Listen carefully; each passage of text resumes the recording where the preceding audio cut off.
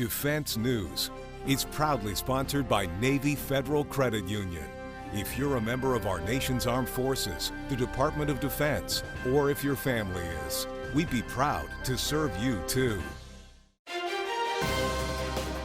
On this edition of Defense News Weekly, we'll break down a mammoth defense policy bill that we've been waiting a long time for.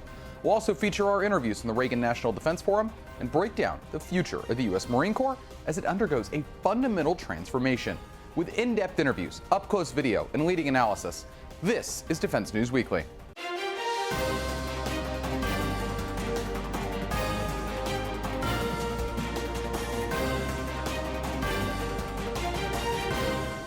Welcome to this week's edition of Defense News Weekly. I'm Jeff Martin. We were already planning a packed show this week, and then Congress released the 2020 National Defense Authorization Act, one of the largest such bills ever. So without further ado, let's dive in. Throughout 3,488 pages, this bill supports $738 billion in defense spending, but leaves out limits on things like border wall funding and low-yield nuclear weapons. It also funds dozens of Lockheed Martin F-35s, 8 Boeing F-15EXs, 3 Arleigh Burke-class destroyers, a new frigate, and 3 unmanned surface vessels. But perhaps the biggest thing the bill does is establish a United States Space Force. That new service would be under the Department of the Air Force, in a similar setup to how the Marine Corps exists in the Department of the Navy. At the start, the service will be run by a Chief of Space Operations, who for a time will also be the commander of U.S. Space Command.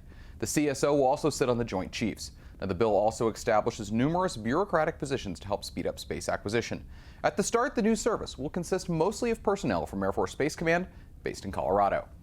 And switching to another topic, Congress is looking to have the Pentagon provide a 5-year budget plan for the European Deterrence Initiative, saying that it would allow for better planning for that work. That fund, also known as the EDI, has funded the expansion of U.S. presence in Eastern Europe and has grown from $3.4 billion in FY17 to $6.5 billion in FY19.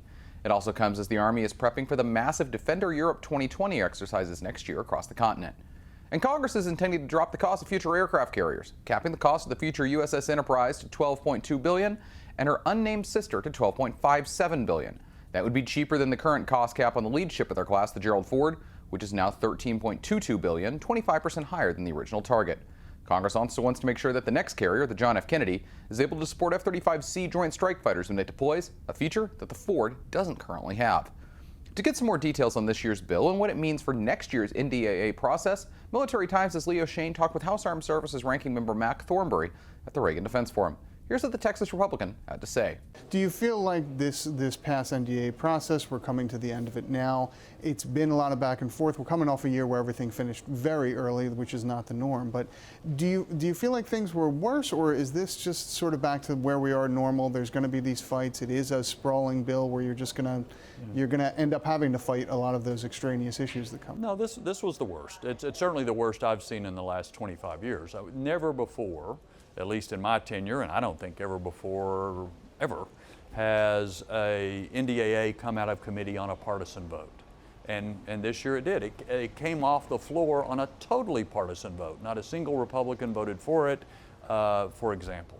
So this was the worst year ever. Hopefully that's a wake-up call, and we don't ever repeat that sort of partisanship that leads to polarization. Again, it's not about us, it's about our troops and what we need to and want to do for them.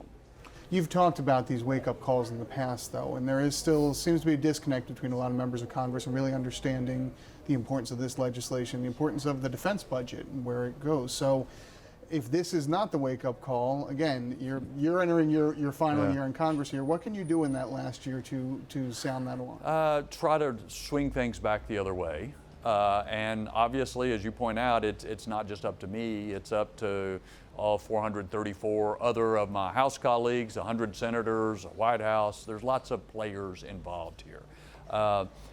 Again, to me, the most distressing development is if we are willing to use the military as a hostage on some other issue. We've seen that some in recent years. We've definitely seen it more recently. We may still see it with the wall in this year's appropriation bill. We ought to agree on the military. If we disagree about other things, taxes, health care, or the wall, okay, disagree. But don't hold the military hostage over those other disagreements. To me, that's the most concerning development. And the Navy's new top officer is making clear that the service's top priority is to field the next generation of ballistic missile submarines, the Columbia class.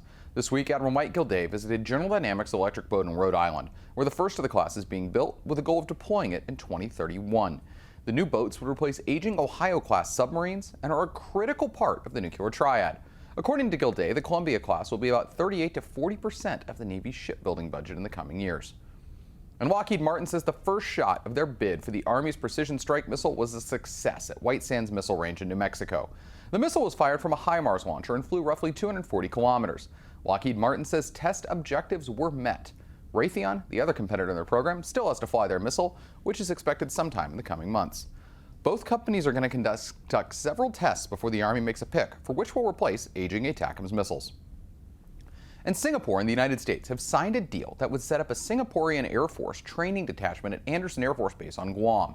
Now, this detachment would be squadron-sized and would need to have hangars, aprons, and other support buildings built on Guam, and a targeted stand-up date for the unit is 2029. Now, Singapore would deploy both F-16 and F-15 fighters, as well as airborne early warning aircraft based on the Gulfstream 550 business jet. And this won't be the only foreign-based training detachment Singapore has, as they also have flying training units in France and in numerous locations across the United States.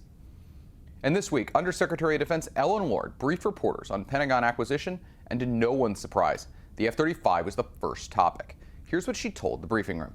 What's your latest assessment on when the full rate production decision can take place next year? And two, after you and the general were up here announcing Block 11 and 12 through 14, and then you testified before the Hill, the JPO put on a temporary suspension of deliveries for something called commingling of different fasteners from Texas to Georgia to Italy to Israel. Seems like a major supply chain issue that should be solved before you do full rate production. What's your take on both issues? All right, multiple questions here.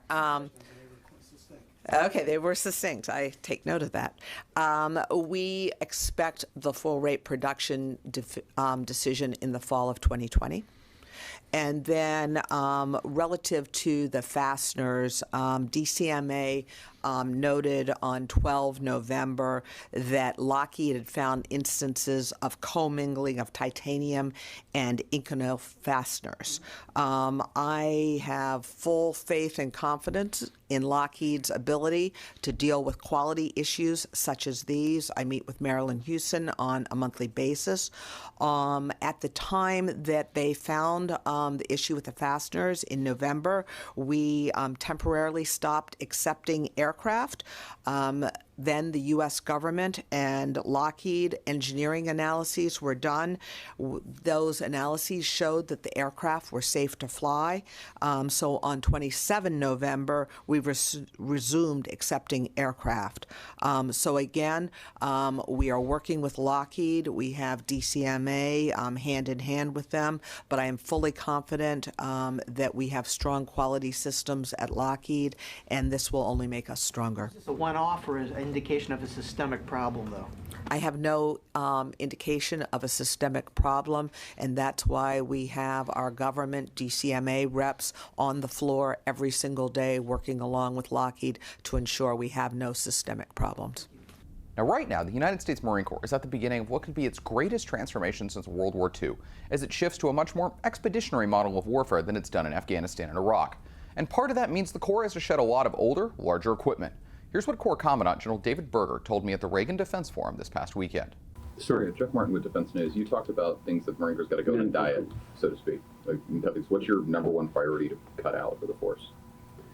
Big, heavy things, man, counter armor, big, heavy things, or big things, period, big, expensive things that we can't either afford to buy or afford to maintain over the life of it. Things that don't fit aboard ship. Things that can't fire hypervelocity projectiles. Things that don't have the range that we're going to need or the precision, but are also mobile, expeditionary enough that we can operate from ship or ashore and move back and forth freely. Manned things, manned logistics vehicles, manned logistics aircraft. All those things we're going to trim down. How imminent do you see those changes making throughout in the next 4 years of your tenure as Commandant? Absolutely, yes. But the redesign of the Marine Corps, we chose deliberately a 10-year out horizon because we tried to do this before in years past 3 or 4 or 5 years out, and it's impossible to do inside the FIDP, inside their personnel sort of cycles. So they weren't as successful as they could have been. We picked intentionally 10 years out. So the force, those changes will be made over 10 years, but some will happen very quickly, beginning next year. Can you give us a preview of any of those? Can't. But in about 60 days we will. And the reason why, just to finish up, the last step of this redesign of our Marine Corps, what we're going to need a decade out, the last step is as important as the others. And that's actually modeling, simulating that force against what we think the threat will, and changing variables each run over and over and over again to find out where exactly the risks are. We're in the last stages of that. I think by the end of January, early February, we're ready to go. Thanks, sir. But we'll make adjustments along the way. One final aspect of that. I mentioned to you about 15 minutes ago, we have to become a naval force that's lethal in terms of putting at risk another naval force. So what do we need that we don't have right now? Weapon systems that can find, kill enemy ships at range, from ship or shore, and back again. In the interim, might be out of a platform we have right now. MRLS could be on the back of a JLTV long term, could be something completely unmanned. Picture in your mind, and I won't keep you anymore. Picture in your mind some kind of vehicle, unmanned. Perhaps autonomous, but let's just talk unmanned.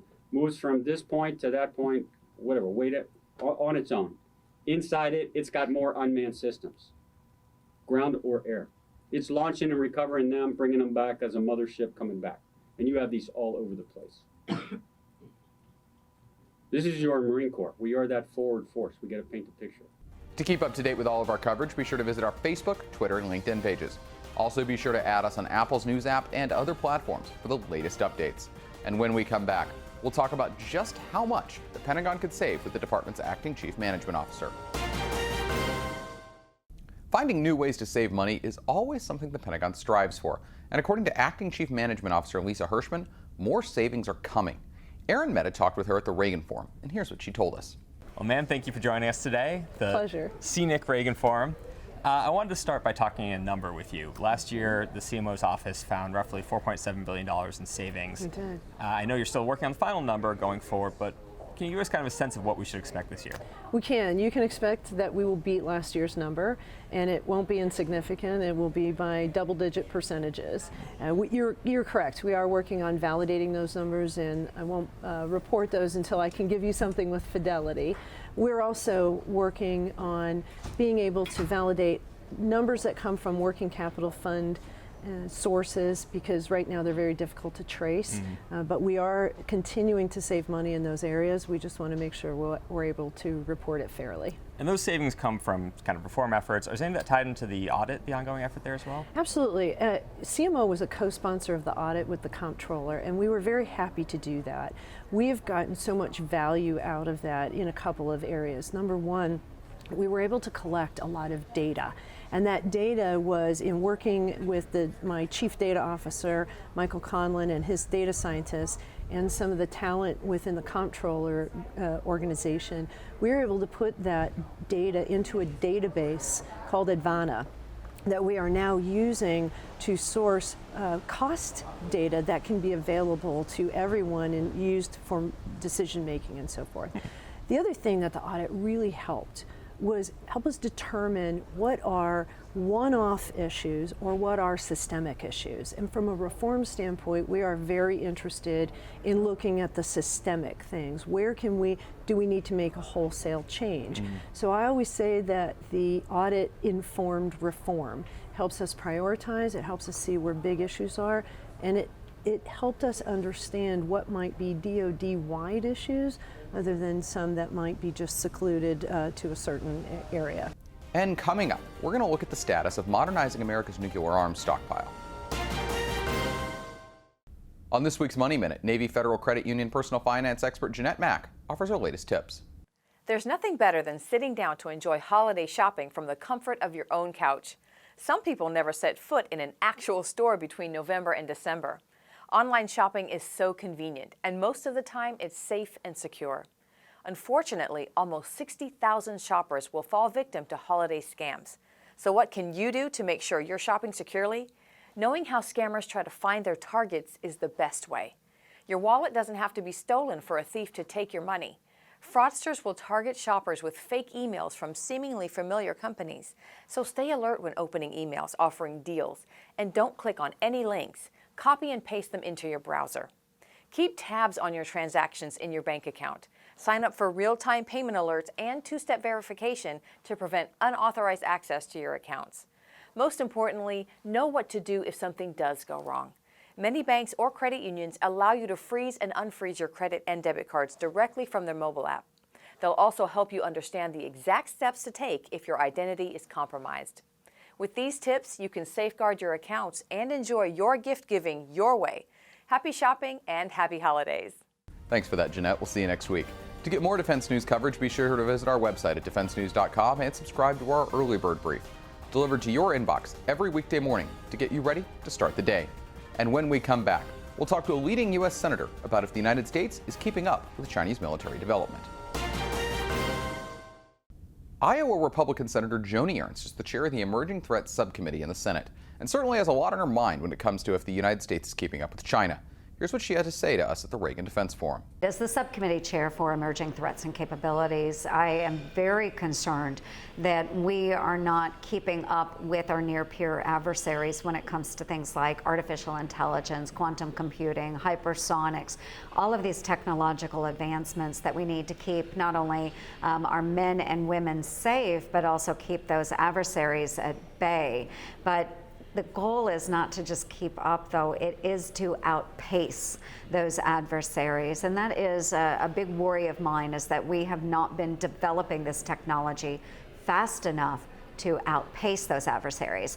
So I've been focusing a lot in my subcommittee on those very issues, and really how do we develop that technology and get it out into our force where it can actually make a difference. You know, key to it is making sure that we are providing those resources. And we have seen time and time again in this last year where Democrats have actually stopped the defense funding bill. So we need to get that appropriations bill done. If we do not have an appropriations bill, our leaders at the Pentagon cannot move ahead with New START programs. They can't move into new technologies.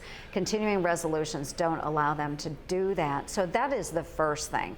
But then providing the authorities necessary for those leaders at the Pentagon, in industry, to have the flexibility, the nimbleness necessary to get into those programs and really get them out into the force.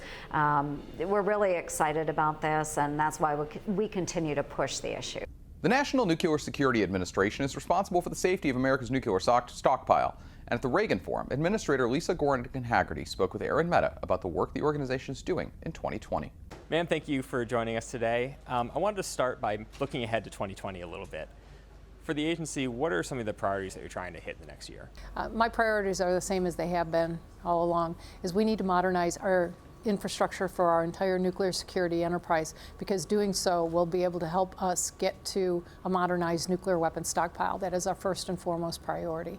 With that comes the modernization of facilities that are over, more than 50% of our facilities are over 40 years old, and 1/3 of them date back to the Manhattan Project. That's just simply unacceptable if we are going to maintain our U.S. strategic deterrent.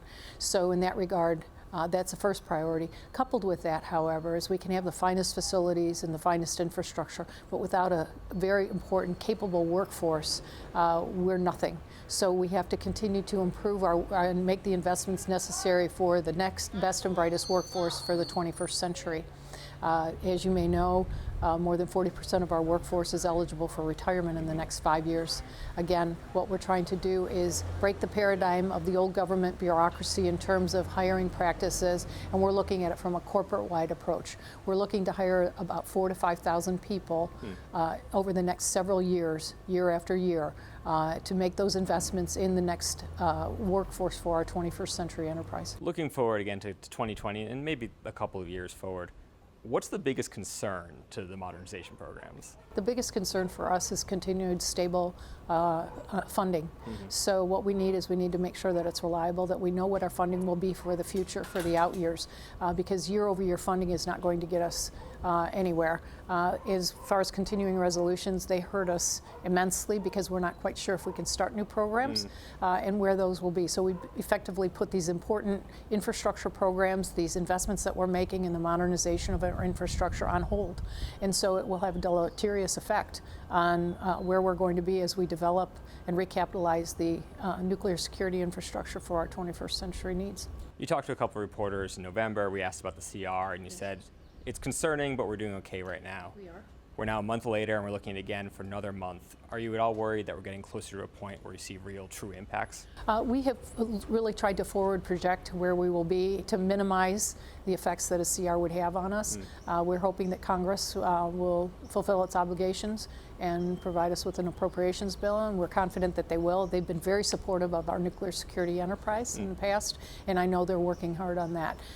We are going to continue to make the necessary balance, if you will, for the continuing resolution as it stands right now. Are there any specific programs that, impacted by the CR, or just impacted by the fact that the budget, which was supposed to increase dramatically for your agency over the last year, is just not there yet? Well, it's in project management and in contract management, so we're really having some challenges there. But we have looked and we've done the perspective for another 6 months through a CR and how that will impact it. In that case, then we will inform Congress of the impacts that it will have on our enterprise. I wanted to ask specifically about an issue that came up the last couple of months, the B-61 gravity bomb and the W-88, another nuclear warhead. Both, there was an issue with a commercial part that was identified. For safety reasons, essentially, NNSA said, we need to redo these parts. It's going to cost us more money. It's going to cost us some time. That was kind of being looked at, and details were being finalized last time we talked. Has any new decisions come out? Are we further along that path? Actually, that issue in particular, the capacitor issue, speaks to the fragility of our enterprise, speaks to the fragility of how the COTS commercial off-the-shelf products that we use for our nuclear deterrent is very fragile these days. In the past, when we had a full-up infrastructure and the capability and capacity to build those programs, those products in-house, where we were building more than 70% in-house and we were only going out to the commercial sector at 30%, those numbers are now reversed. Where we're buying from the commercial sector more than 70% of our product. So we have to make sure that we're putting materials that will go into our nuclear weapon stockpile for 30, 40, 50 years.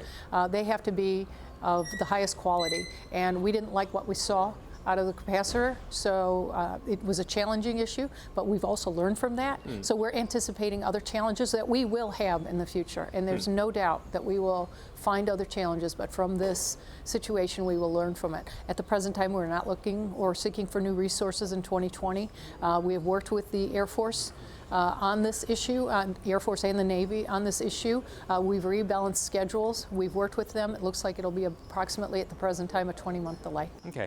You said you see potential challenges down the road. Are those, when you say that, are you talking about commercial off-the-shelf parts again? And the investments here. It's interesting because we talk about the defense industrial complex. We actually are our own defense industrial complex. You can't really go out to the public sector and buy, or into the private sector and buy parts for the nuclear weapon. Which is probably a good thing. Which is probably a good thing, nonetheless. So the fragility that we've seen by only undertaking one LEP, a life extension program, over the last 2 decades gives us a pause, because we have 5 that we're undertaking right now, 5 major modernization programs. And because we have the fragility of our enterprise and the commercialization of different capacitors and things like that, the products that we need to think about, and we're going to hedge against those anticipated issues that we're going to run up. Well, and that's the follow-up question, right? Is looking down the road, you've got other LEPs coming along.